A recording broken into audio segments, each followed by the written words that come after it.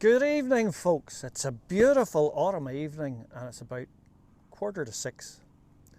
And I'm doing a little hedge cutting job here at a fishery of all places.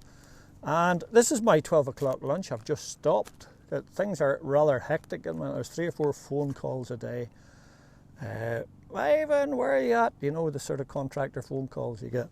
So that's how things are in the hedge cutting, but I'm just stopped for my lunch here. The usual fare. A banana sandwich and a bag of crisps and a pint of buttermilk.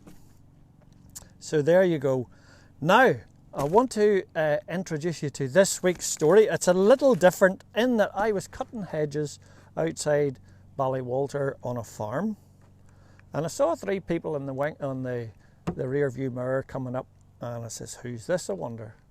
So anyway, I recognised the first one. He's a relative of mine. And he says, Ivan, he says, I have 2 folk up here. He says, they're from Australia.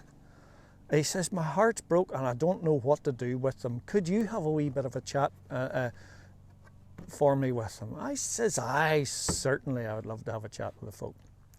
So there are 2 folk from Australia, from South Australia, a man and wife team. And they're working on their home farm and their son's involved in the farm, of course, as well, but they're still hands-on. And I thought that would be lovely to hear a story about farmers from Australia.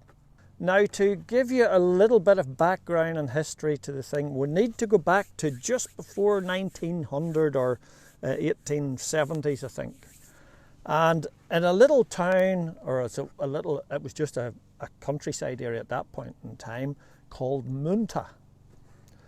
And a shepherd was out checking the sheep in the paddocks, and he had come across a burrow where a wombat was living, and the wombat had been digging and hooking the ground out, and he had lifted some of the stuff that the wombat had dug out, and he got it analysed, and it was very high in copper content. So that started a whole, like a gold rush almost, only a copper rush.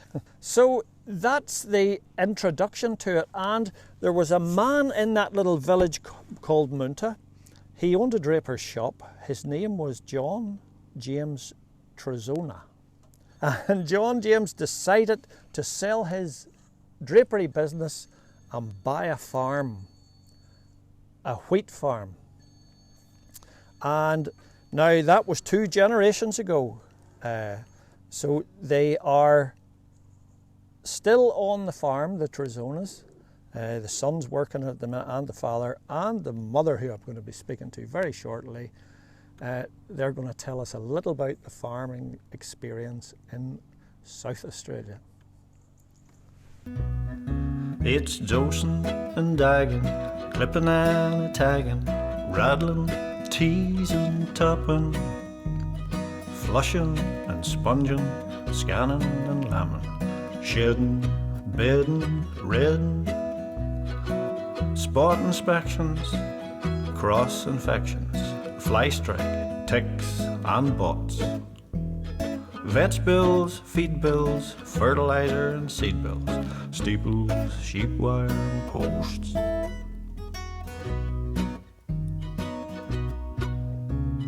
Lying in bed, my wife, she said, I'm gonna buy some.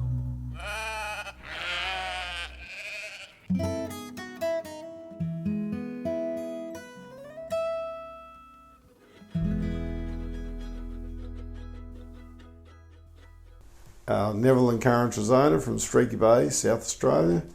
We're not far from the Nullarbor Plain. We're about halfway across Australia down the bottom. We're wheat sheep farmers. We run 2,000 sheep, 1,200 of them are ewes, which are lambing at the moment, and so about 10,000 acres of wheat, barley and oats and hay. At the moment we are cutting hay. We've finished shearing. What is your rainfall? We're a 12-inch rainfall, 300 mil. And hopefully we'd like that to be mostly in winter, but sometimes we end up with some of it in the summer. So with the sheep, we check them, well, when they're lambing, we check them every day or second day, at least every second day. And summertime, we've got to go around and check the water as you get hot days, and you've got to go and check their water at least every 4 days. We have got water meter monitors, and you get a fair idea of what's going on with them. And we go by ute. Our farm is spread out over probably 50 kilometres from one end to the other, over different sections, different blocks. With our wheat, we sow 50 pound of the acre fertiliser and 50 pound the acre seed. You can do about 500 acres in 24 hours on good going. It's about the maximum. We've got a 60-foot air seeder, 450 horsepower tractor, a 140-foot boom spray. The combines are a 45-footer and a 40-footer, international combines. One of them we use for cutting hay, the 40-footer we use for cutting hay, both got draper fronts on them. We own all our machinery. The only contractors we get in is for baling or rolls of hay. Mice plagues are really bad. If we get a bad mice plague, they are very dirty animal. They get into everything. Live in your vehicles, and we try and keep them out of the houses as best we can. We've just got a bait outside. They are So how long would that last, a mouse plague? A mouse plague normally lasts about 6 months until the winter comes in, and you get to about July, and then once the frosts come through, they get that thick that they start eating themselves and they run out of food, and then they just, within about a fortnight, they were all gone. With the bushfires, we are not too bad up where we are. Every farm has its own firefighting units. A couple of 100 kilometres south of us, they have more, the bushfires are more dangerous down there where it's a bit thicker populated. We always do fire breaks, and the scrub or the natural vegetation around our way doesn't burn very well in a bushfire situation, and we have windbreaks around a lot of our paddocks, and that's probably stops the spread of the fire going through really quickly, whereas down south of Eyre Peninsula the bushfires go across the top of the trees, and so they become very dangerous down there. Hi, I'm Karen Trezona from Streaky Bay South Australia. I married Neville, who only lived about 10 miles from me back in 1982, and I was a farmer's daughter myself. We were taught to milk cows and just for a daily consumption. Not a dairy farmer at all, but my dad ran Hereford cattle more than sheep, and yeah, I married Neville, like I said, in 82. We've had 4 children, 2 boys, 2 girls. My son's currently on the farm, he's 5th generation now. And I spent many hours, we worked as a team, Neville and I. I used to do the books and help with sheep work, and lots of tractor driving to help out as a community or as a family person, and did a lot of sheep work with just helping draft sheep. And we purchased more land over the years, and I spent a lot of time escorting machinery up main roads as to help out with our lifestyle. It was a beautiful lifestyle. We've now got 11 grandchildren, and we're currently in Ireland visiting Alec Boyle, who we've known for 42 years. Don't mention that, don't mention it. You can take that out if you want to. So when we're escorting, we have to shift about 33 kilometres between our blocks. So I'm normally in the front vehicle with a wide load sign and a flashing light, and then I'm on the radio so I can radio to the other drivers if there's vehicles coming. We have a pretty straight stretch of road, but it's quite hilly, so you've got to go to the top of the hill and wait for them to catch up to you. So it's quite time consuming, but the loads are pretty wide. So we've usually got the silos, Neville, and the headers, which we take the combs off and tow behind. So there'll be 3 or 4 in each time you do it. It's not just one machine when you're relocating to another block. And the air seeders, they're about 6 metres wide, maybe 7 sometimes. So yeah, it takes about an hour to shift to the furthest farm. We have other farms in between, so sometimes we might be only half an hour, quarter of an hour. You still got to have escorts and that on the road. Now, just to take you back to recap a wee bit, I should have maybe explained this better at the start.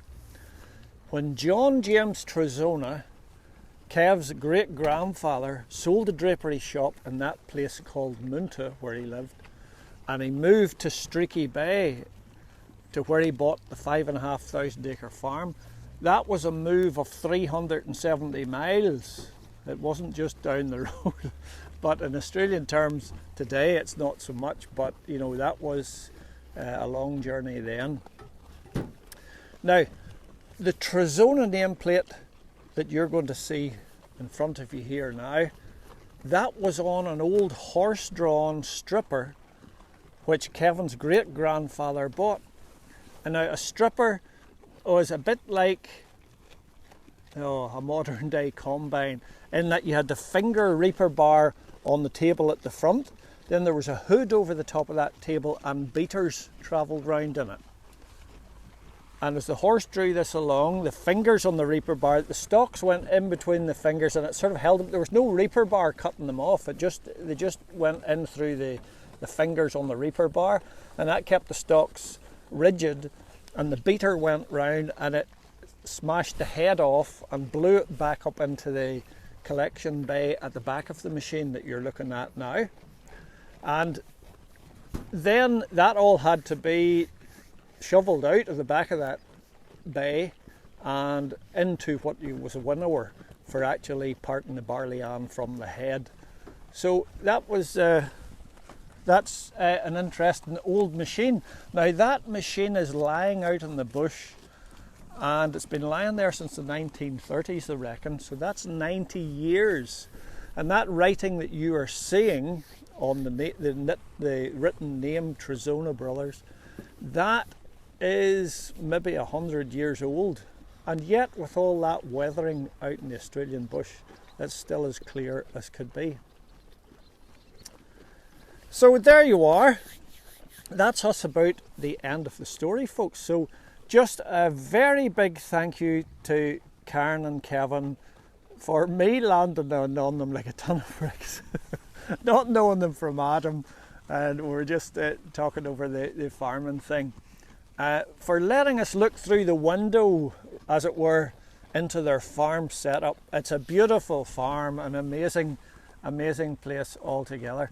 Now there's a whole lot of questions I'm thinking of that I didn't get asking them. One of them was, do you plough the ground every year or do you just grub it up with a grubber? So there's things like that. But if you have any questions for Kevin and Karen, stick them in the comments down below. Leave a comment on the video here, and I'll tell Kevin and Karen to keep their eyes open and to answer those questions for you, and any that I have as well. So that's about it, folks. Thank you very much for dropping in and watching. Not sure what's happening next week. I may take a break, but anyway, if you hit the subscribe thing, it'll let you know, or the bell notification, whatever you call it there, it'll let you know when the next video goes up. The only other thing is, if you're needing any breeder ewe lambs, I have a lot here that I could do with change of address to someone else. And there's some breeding sheep as well, because I've reseeded those fields and I need to cut back in numbers. So if you're looking for a few sheep or a few breeder lambs, different search. This is Flopsy, but Flopsy's going to stay with me. All these wee lambs here they're just about cull weight at the minute, so, and some of them well over it, but you could get your pick. So that's it for sheep and the shoestring this week. Just to mention as well, if you'd be looking for a wombat, there's only one man here I know could get you a wombat, and that would be Davy Kerr from Farmgate in Shargy. So if you give him a wee buzz, he'll sort you out with a wombat. See ya!